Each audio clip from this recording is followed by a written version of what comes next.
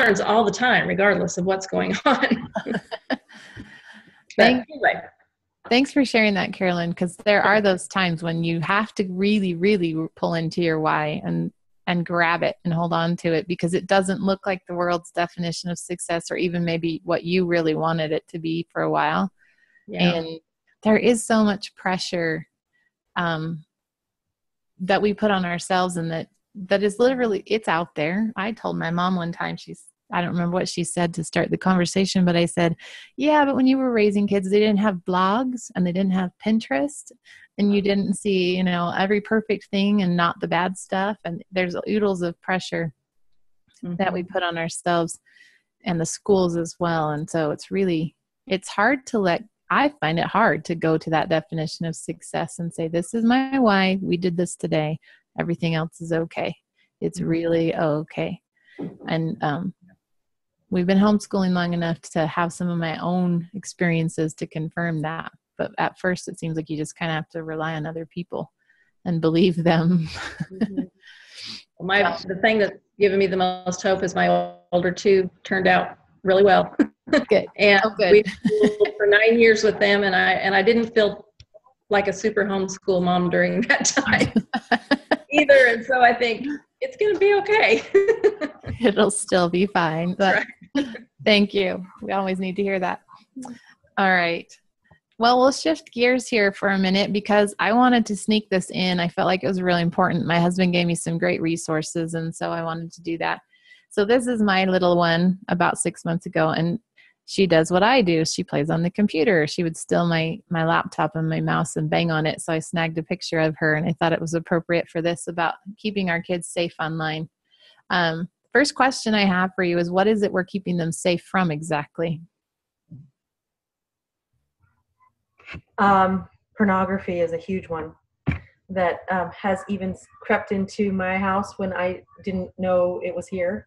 And I thought I had done all the safety things, had got the filters, I'd taken care of all that, and yet it still came and still caused problems for at least one of my children.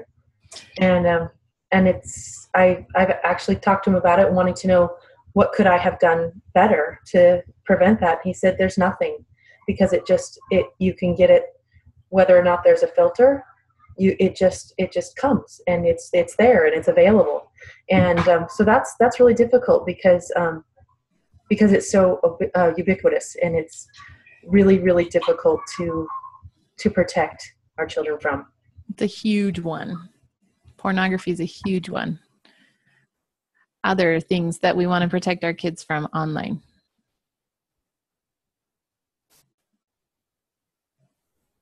Cyberbullying. That's another one. Or hopefully that will never happen. I haven't had any experiences with that, thank goodness, but I don't want them. I don't either. Yes. So bullying has just transferred over to the internet. It's there too. And so that's another issue as well. Anything else? I'm not seeing chat box, so I apologize if you're using it. I'll just throw out a couple of things that pop into my mind that aren't necessarily things that can be filtered out, though, I think. One is false information, and another is wastes of time consumers. Okay. Too much time on Pinterest or Facebook or whatever. It's true. So it can be a waster, and that's something we have to teach them. And then there can be a lot of false information or even dangerous information. What else do we protect our kids from online? Anything else that's coming to your minds? Scams. Scams is a good one. When kids don't know that they're not supposed to click on a certain thing or download something. Yeah, viruses, malware. I was just going to say identity theft of some sort. Yep, that could be something too. Tis true. You're all either it's too obvious or you haven't thought about it in a long time, but sexual predators is the really big one. People try to protect their kids from online. And there's that as well. First thing I want to show you is this isn't exactly the bestest thing. We're still working on a lot of our policies, but what we do at Monarch and why we do it to protect your children. We've mentioned a lot of this, but I wanted to A, in the recording, and B, as a refresher in this context. We don't want your children's last names on their screens in live classes so that it's a little harder to find them. It's not ever going to be impossible, but harder. We only email scholar-age children over 13. We don't email your younger children directly. And when we email your children, we always include you in that conversation. If we forget, because we're brain dead moms sometimes, we apologize. And if you ever catch that, tell us. But that's something I learned from my husband's former employer. We don't communicate with your students one-on-one. It just sets up situations that can be we do keep our Facebook group totally closed to approved paying families so that we've met every family face to face, and you know who those families are, that they know your children. And if you have to take a semester off, we'll leave you in the group for a term. But if you leave the school, we have a different Facebook group now called the Monarch Commons, and that's where you can invite grandmas and grandpas and friends who might be interested in the school. But know that that's completely public. So post much more carefully there. And we won't post information about your students there. We won't be posting things with identifying information there because it's more open and not as protected. We try to pre-screen all the sites that we use in class for that safety, like Randy said, for pornography, for good information, for scams, for malware, all that garbage. We try to use our own common sense before we send your kids there. But things change, and ultimately you'll want to pay attention to that as a parent. We don't share your email addresses, and we won't share your personal blogs. Those of you that have set up portfolios and been kind enough to share links to those and things in the closed group, that's not going anywhere but the closed group unless you tell us specifically that we may post it somewhere else. And then sort of a little bit different than maybe we often think of, but we do our best to make sure that photos and resources are in compliance with copyright. And we will be teaching your kids, the scholars anyway, that are in Tinderbox will learn a bit more about copyright of photos and information and how to use that appropriately online so they don't get in trouble. You wouldn't want Getty Images coming after you for $500 for using a picture. So as far as the things that can cause problems, there are some really good resources that my husband pointed me to. There's lots everywhere, but I really was impressed. The Idaho Attorney General has a video. And so this link, let me pull it. I have to pull it from my notes in a minute. I'll put it in the chat box. He has a link to some information, a big manual, and I put all the links actually in the Facebook group this afternoon. Parent information for filters and things that you can do.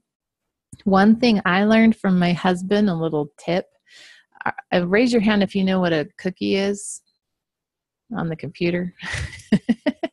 Okay. Yes or no? Okay. So cookies track what you do, and they use cookies to make your experience more tailored to you. When you go to Amazon.com and it says some books you might be interested in, and you think, wow, how did they know I would like that? Because it's from all your previous history, and they're following you, and they're getting to know you, and it's eerie sometimes. But when my husband would go to YouTube, if you look up a video that, let's say you've got all the good filters on and you've got all the safety, you've got safety turned on YouTube, and you're still getting weird stuff, then my husband will go into YouTube on purpose and he'll search for 5, 6, 7 videos that have to do with really safe, clean topics, or church videos in our case too. And then YouTube thinks that's all you want to see, and it cleans out those suggested videos along the side. And I asked him, I'm like, but I already had safety on and I already did all these other things. And he said, yeah, but sometimes you'll look up a video that's fine and there was nothing wrong in the video, but it triggers their algorithms to bring you junk on the side. And so that's how he calls it stuffing his cookies with good videos. So that's a tip that I like to share because I haven't seen that anywhere else. So if something weird's coming up, somebody's searching for something. I had a mom in another school say, this kind of stuff came up all over YouTube. And my husband was saying, because someone's searching for it, even if you don't think they are. So if stuff's coming up and your cookies suddenly start showing interesting books and interesting videos, Somebody's searching for something, maybe on accident, but they still are.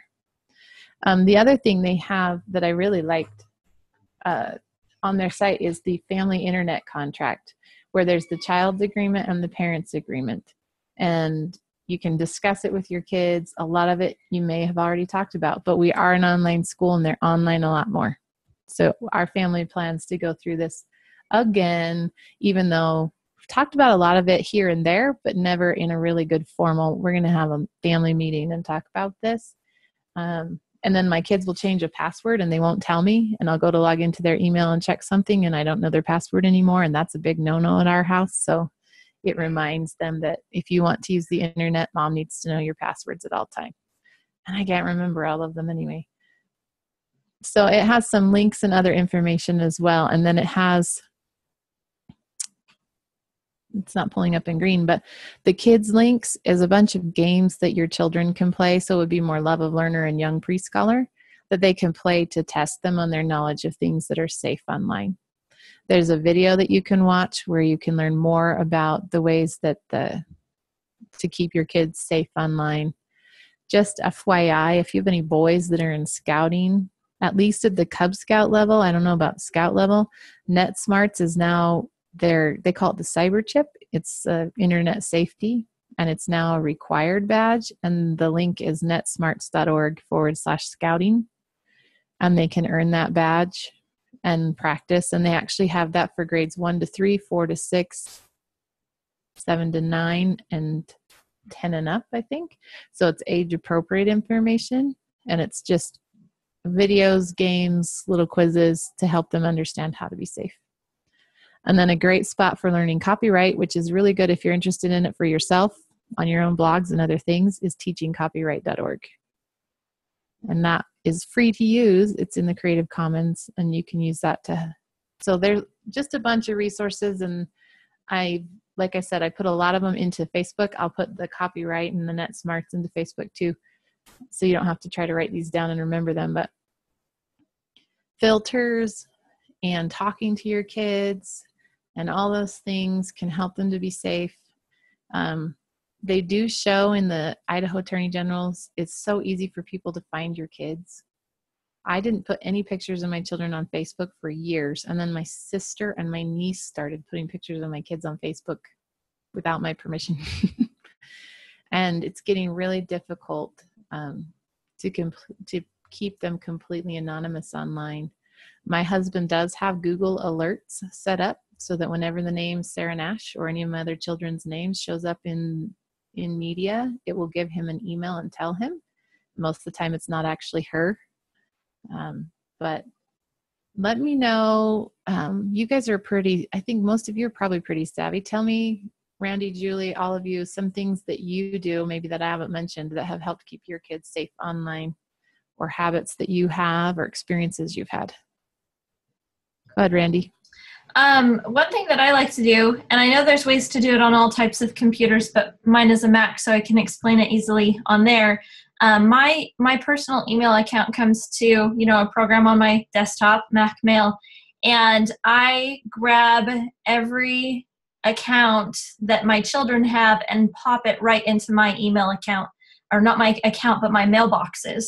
So any email that they ever get comes to mine as well. And in the past, that's actually been really helpful. My oldest, Tanner, he's almost 15, but he's always been a really proactive kid. And when I started seeing emails pop up that he was sending to people, in the Midwest about their exotic animals and wondering how much they cost and what shipping would be like, that was a good heads up that he was actually interacting with people and trying to buy exotic animals.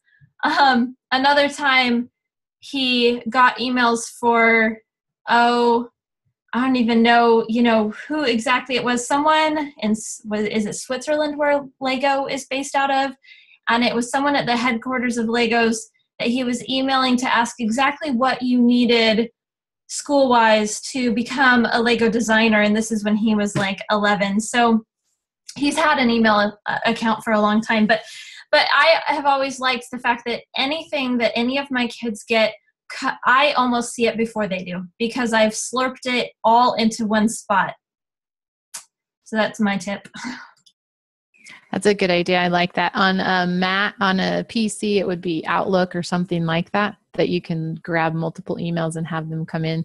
You can also set your kids' emails up to auto forward to your email account as well. So if you're just working in Gmail and you want your kids' Gmails to come to you or something, you can have them all auto forward and still stay on the server. And that way they can see them, and your kids can see them when they log in, and you'll also get copies of them.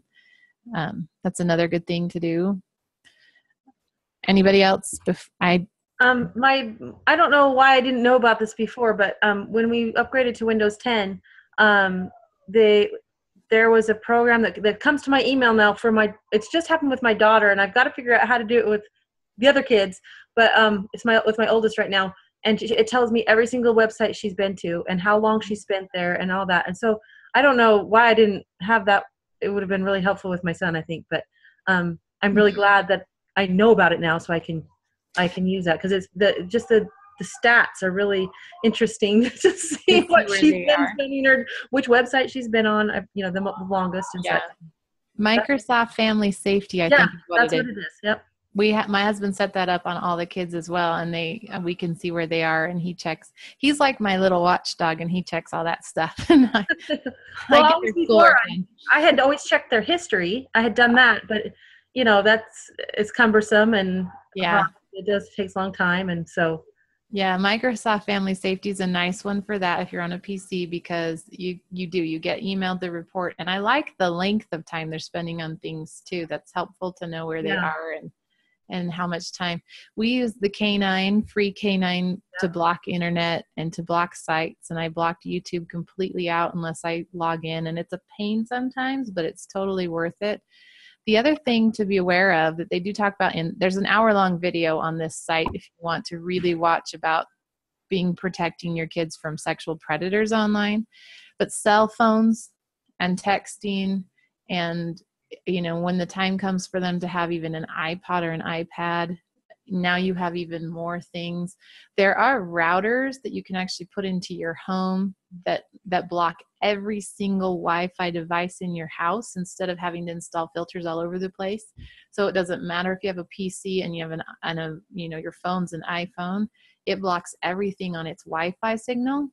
And then it tells you when something tries to be accessed. So my friend has one of those, and her brother-in-law had a problem with pornography, and she knew it.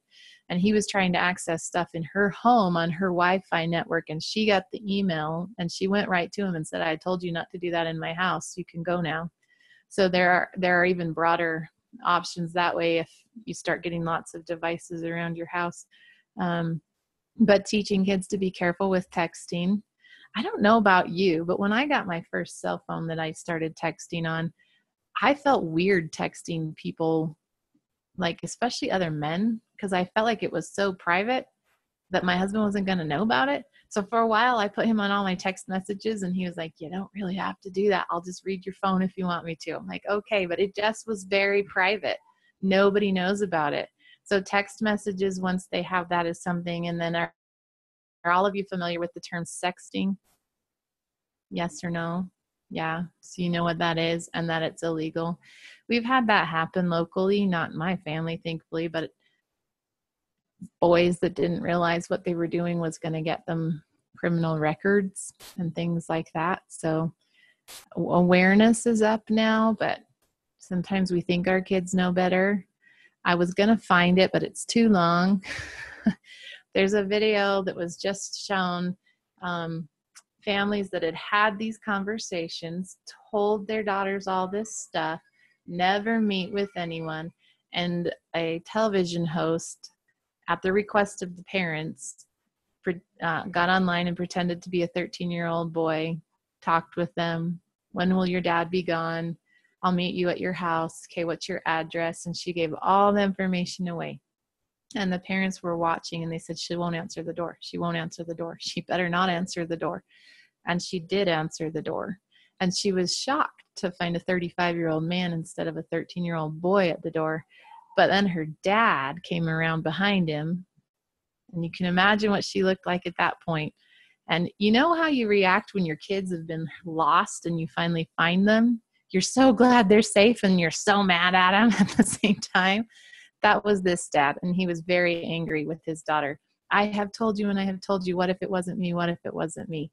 And she was in tears and sobbing, and it's kind of a graphic one, but it was a good reminder that sometimes we tell our kids all this stuff and they go, yeah, yeah, yeah, yeah, yeah, yeah, yeah. And then they still do whatever because they think it will be safe and they think it won't happen to them. And so it still can. So I should have done this in the other order and ended on a more positive, happy note than this note. But anybody have any questions or further ideas or other things you do in your home that have been really helpful? We're all open to tips and tricks for keeping our kids safe.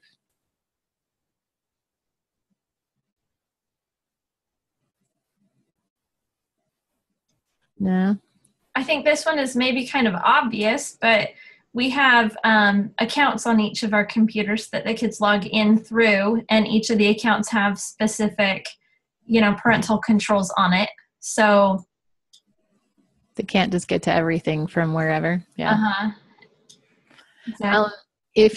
If you're not techie and you're thinking, oh man, I don't know how to set up these filters or all these things, the Internet Safety Manual and the parent control info that's posted in Facebook right now in our group, the Attorney General walks you through step by step everything that you can need to do and all the free sites and things like that, so you can get something in place so you're not completely blind. Here's my last tip for you that I have found when I'm trying to find things for my kids educationally. So I need to find ancient Greece or Rome. I have always, and I've taught my kids the exact same thing. I always throw the word for kids into my search. So if I'm looking for ancient Rome history for kids, because it's more age appropriate. I got tired of finding scholarly articles on the Roman Colosseum that they couldn't read when I wanted something for my 9-year-old. But I also found that whenever I used the word for kids at the end of my searches, I got cleaner stuff. No guarantees, but it was usually better. And so I would search, you can either say for children as well, but it's just a more effective search and it's usually safer. So I've taught my kids always to search for kids.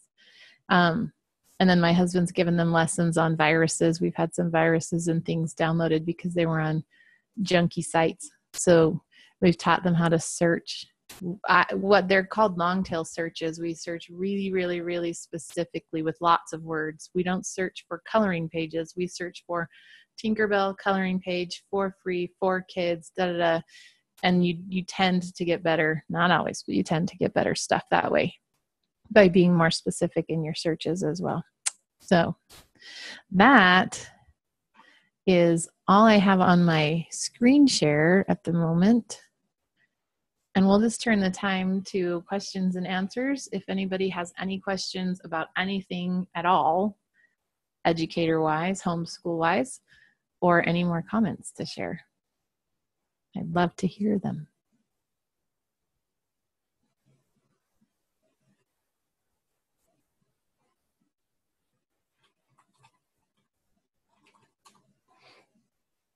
Shelley?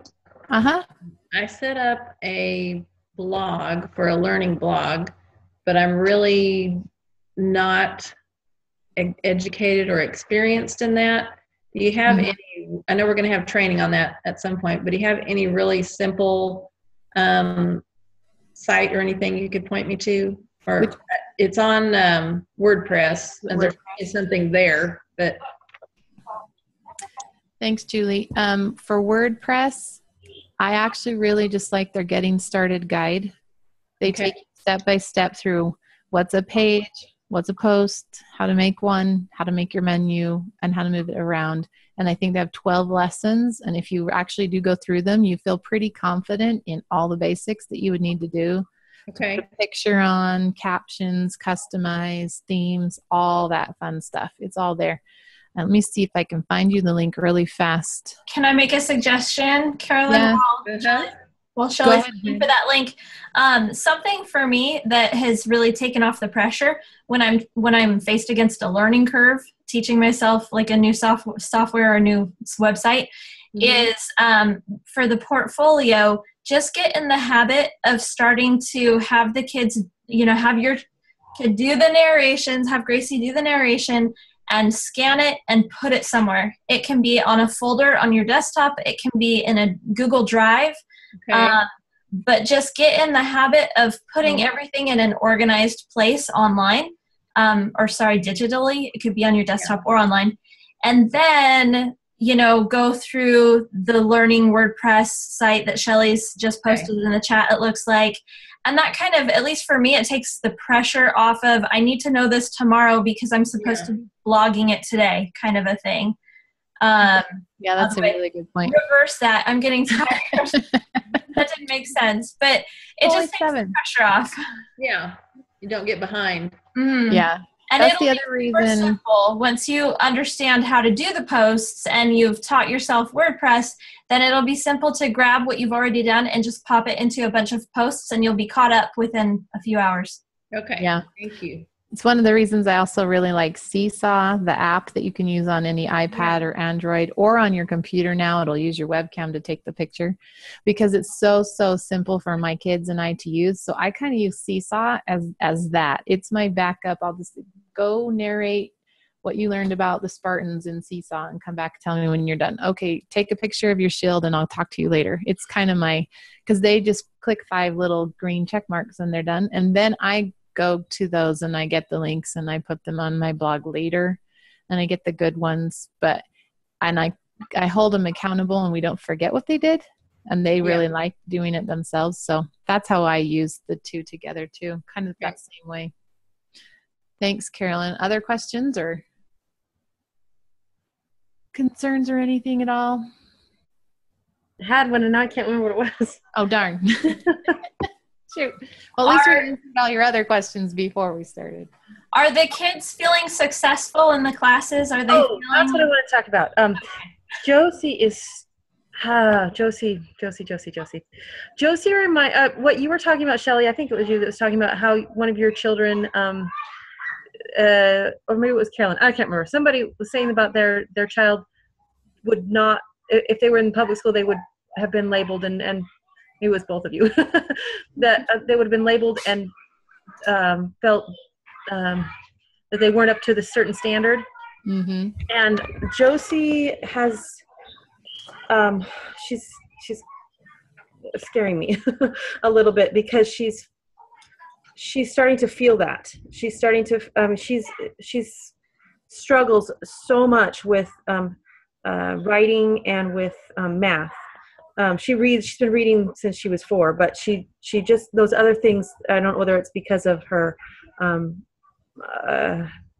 small motor coordination or fine motor skills or I don't know quite what it is. But the math, there's just like this disconnect. She doesn't get it at all. But now that she's in the classes, for example, when she was in the writing class yesterday, she crouched down. She was crying. She was crouched down away from the computer or away from the camera so nobody would see her, and just was turned off her mic and her video so that she could just come into a ball and kind of cry and be upset that because she had, and that the picture you had them draw with the flower in the vase, she held hers up, and everyone, she was like, why is mine not as good as everyone's? So she's starting to feel this pressure, I guess, that she's comparing herself to others now. And I really need some help to help figure out how to help her so she doesn't feel that way. So she doesn't want to do the work because she feels like she can't. Mm-hmm. And I'm not sure what to do. Do you have any suggestions or tips or? I can tell you what we did. Yeah. But take it for what it's worth. How's that? Because that's what he did, and he still does. Like, my husband and I sometimes will be like, well, for starters, you could try, but... Yeah, that's exactly what I said. Let's not go there for the 10 millionth time. Yeah.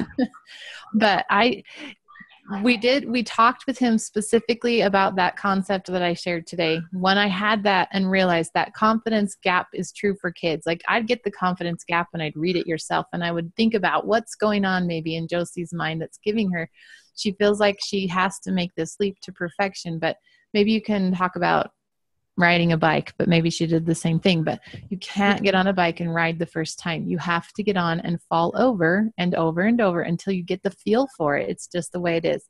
And in Russ Harris's book, that's one thing we talked with Caleb. There are some things you have to do badly before you can do them well. Mm-hmm. End of discussion. You have to. You just have to try before it will become good.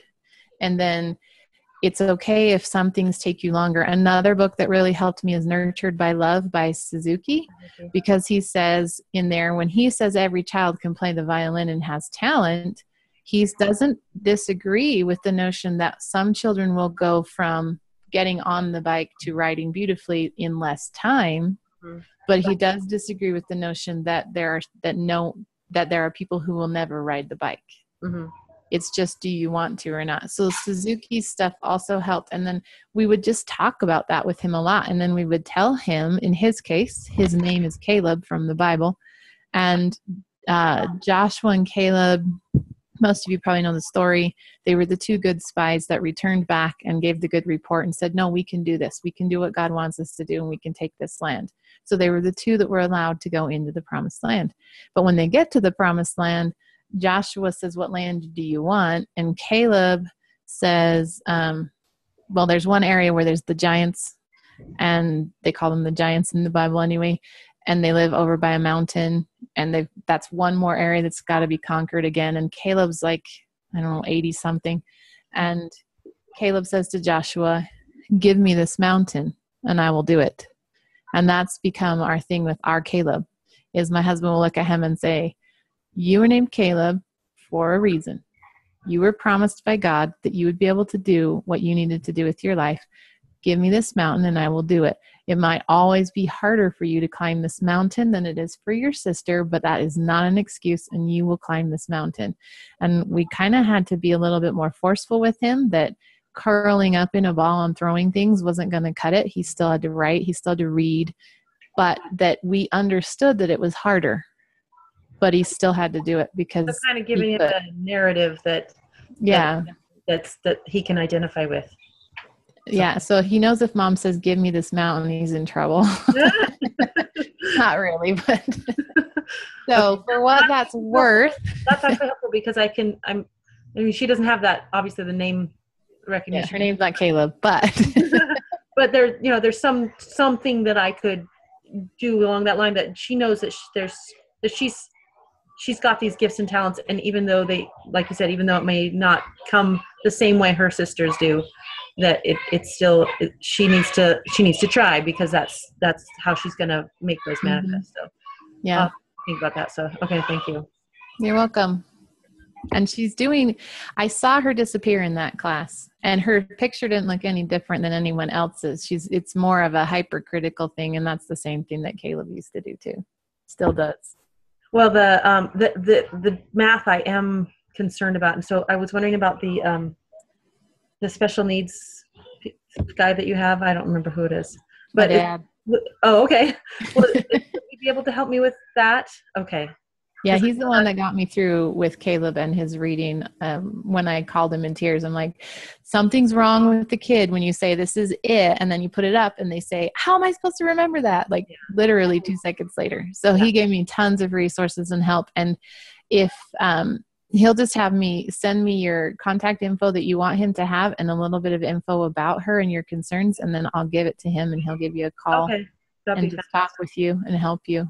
Oh, it'd be so helpful, because I've been asked, my mother using charter school, and so I even asked the charter school, is there something you can help me with? Is there some sort of sources? And she's just like, well, haven't you checked online? Yeah. Of course I have. One thing that helped us with Caleb, look up executive functioning. Okay. Have you already looked into that? Look up executive functioning and see if anything rings a bell with her. Because if she's doing what it sounds like Caleb's doing, that'd probably be the first thing that comes to my mind, that my dad will probably tip you off to as well. But he'll ask you more questions, and he's just like a walking encyclopedia of learning issues and special needs and stuff. You. How old is Caleb? 10 and a half. Okay. Yeah. And he's still Well, and I'm sure you've noticed with Josie that she just wants the recognition, she wants to be involved, she wants friends, she wants all that, and she's got all these things that they kind of collide with the other parts. So yep. okay. Yep. She sounds like she and I was Caleb just gonna say but are alike. I was just gonna say I have really enjoyed her, especially in the I Wonder class. She is a ball of energy, and she came, what was it today? She's like, oh, I've got a few I Wonders. And then she's like, I wonder this. Yeah, And but Randy, do you know where she got them? She got them from Wonderopolis. did she really? Yes. She's just reading them right off there.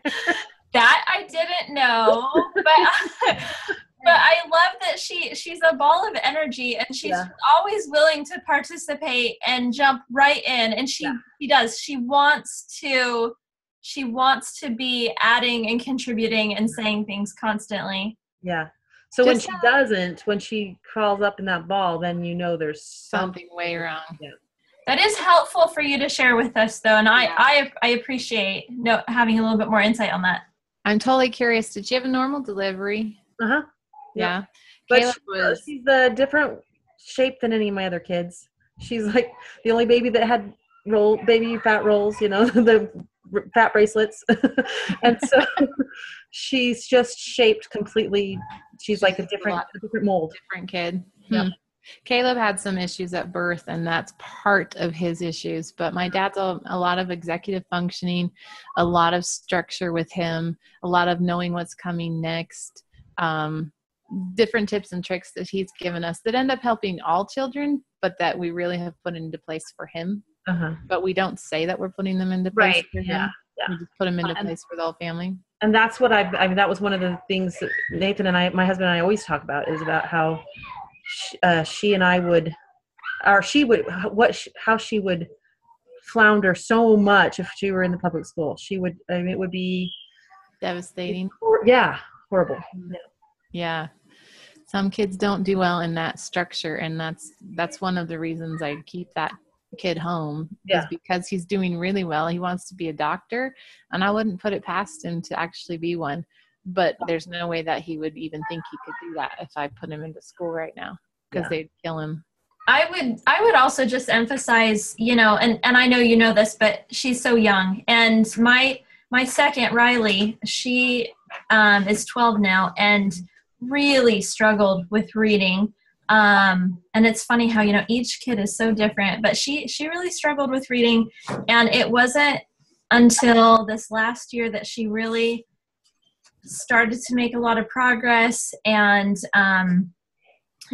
now this last couple of weeks I've seen progress where she picked up Princess Academy, and she had read it before, but she started reading it again, and she's like, Mom, this is really good. And I said, well, you read it before.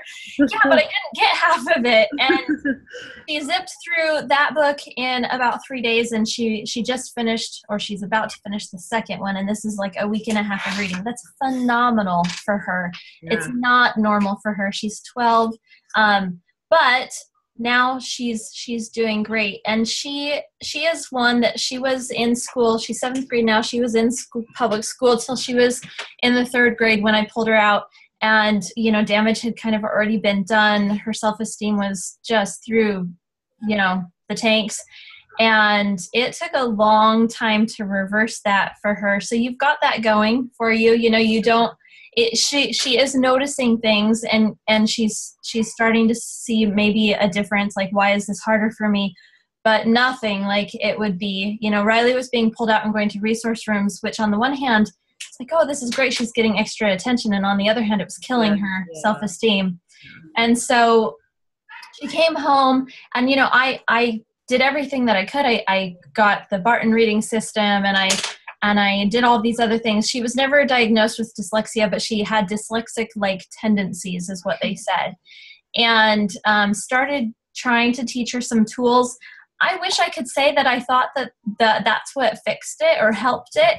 And Yeah. I'm sure it contributed, but honestly, I have not been focusing. I focused hard on it for a few years. The last entire year, I didn't do a single thing. And then it finally clicked, and she's a reader now. I didn't do anything. And so sometimes I think they just need to get a little bit older and a little bit more mature, and it just comes. Okay. Randy, what level did you go through on Barton with her? We went through the first 2 boxes. I can't remember the names of the levels now, but you know how they come in those white boxes? Yeah, they're just numbered. We did the first 2, and I actually really enjoyed the Barton reading system. With my other younger girls, I switched over to that 100 lessons in a. You guys know that book, the 100 Lessons to Learn How to Read, and I like that one too. In a perfect world, I think I'd use the 100 Lessons to Read, but I really liked the tiles from the Barton reading system and the different colors tiles, and combination of those would be great. But did you find that that children were? Hi, Jose. Can you please go get? Are you going to go get some water, Mom? Oh, yeah, go get it. Okay. The thing I've been having trouble with is that Natalie is more advanced in a lot of areas than Josie is, and so she's getting it from her little sister too. And I don't want to slow Natalie down any, but I don't know what to do on that. I had that problem with my number 3 to Rise number 2, right? And so those 2 had that same problem. And one thing that I did to try to offset that, and did it work 100%? No, it's not, a cure, but we really started honing in on Riley's strengths and like hyper honing in on them more than I had, with others, and celebrating them and making a big deal about them. And, this kid is really good at this. And I don't know. I think that helped a little bit for us. Does anyone else have any other? We had the same issue because I had fast readers and slow readers in the same family. But the other thing that we try to emphasize to our children is that just because it comes easily to you doesn't make you any better, and that you've got the hard stuff too, or that more is expected of you. So we've always tied it to expectations of what either the Lord expects of you or your family expects of you, or so it's easy for you, so then I expect more from you. So it's never an excuse or a cop-out either way. Oh, it's just easy. Oh, it's just hard. Well, that's not going to cut it at our house. You'd think this would have come up before. I mean, this is number 6 and 7. The other thing I was going to say is remember to mix academic with non-academic when you're looking for strengths and weaknesses, because there are definitely, and my number 1, Tanner's sitting right here, and so I can say this in front of him, academics is something that has always come very easy for him. But there are certain things that number 2, Rye, is really gifted at, like being compassionate and noticing needs that others have, that maybe number 1 could spend some extra time focusing on. And so I think everybody is born with their strengths. Everybody has gifts from God. And so just helping Josie to recognize what are those things for you that come really easily. And it might not be writing, but it could be making people smile. Oh, for sure. That's a big thing, yeah. But I think for us, one thing that we did with Caleb was we turned the struggle into the good thing in and of itself. Like, it wasn't just that the struggle was, okay, you're not good at this, but you are good at this. It was maybe, like, we told him, and in part, now that it's, there's 3 of us here, but being LDS, in his blessings he'd been given as a baby, in his naming, and in other things, we had felt very strongly that his gift was intelligence. Mm-hmm. So he would say to us, why is my gift intelligence and this is so hard? Mm. And at first you're like, I don't know. But then we started to pray about it, and we told him, because your gift is intelligence. This is so hard. I Look see. at us like, what? Because Heavenly Father wants you to be like Caleb in the Bible. He wants you to not give up. He wants you to want it so bad. He gave this challenge to you on purpose because of what he needs you to be. And so we started framing I like that. thing. Yeah.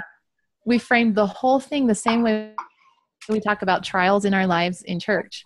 Well, it's to be better. Well, Caleb, your gift is to be intelligent. I have no doubt that you can be a doctor if that's what you want to be. But if you want to be a doctor, it's going to be so hard. You're going to draw on your experiences of learning to read. You're going to draw on your experiences of learning to spell. You're going to be the kid who finishes med school because nothing ever came easy to you. The kid who, and I've seen this with some of my other kids, the kid who waltzes in and it's so easy, hits the bump and goes, oh, I've always been so good at this stuff. I don't know if I can handle it. Maybe I just won't be a doctor, but not him. And so when we framed it that way, then it was totally different. And I think we almost spent more time on him than our others when we should have done the same for them of, it's hard for a reason for you, not just this is your weakness. Does he want to Your be gift. good at those things? Like, does he want to be good at reading? Does he want to, or does he not care? Because Josie seems like she's like, well, I don't care if I ever learn that stuff. I don't For a while, he didn't care, or at least that was his cop out because it was hard. Yeah, I think that's But we didn't push it too much. He didn't have to do a lot of school. And in reading, we found things that worked for him. We just didn't, like with Randy and Riley, where it's reading, we just didn't push it.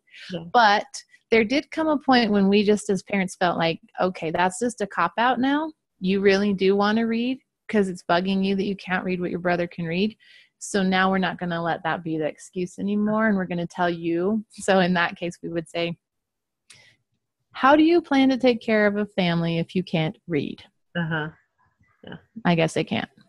And does the Lord want you to take care of a family? Yes. Do you want to get married someday and have a family? Yes. Are you going to take care of them? Yes. Then you must learn to read. So I don't care if you don't want to read.